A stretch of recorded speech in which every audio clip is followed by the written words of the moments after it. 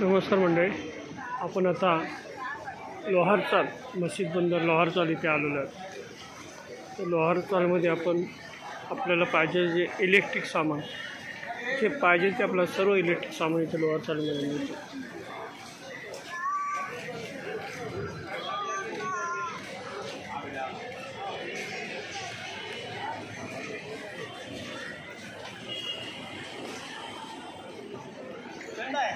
इथून आपल्याला दोन्ही साईडला आहे दुकान लोहारचालमध्ये।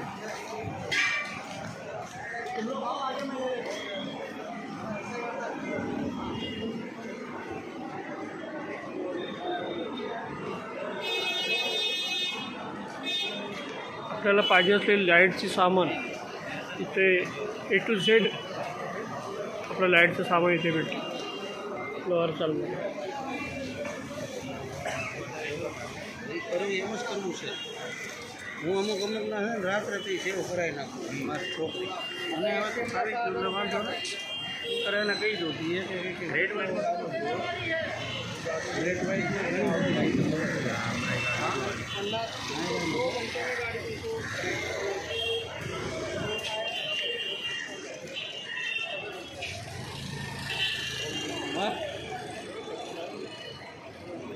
पागल है यार।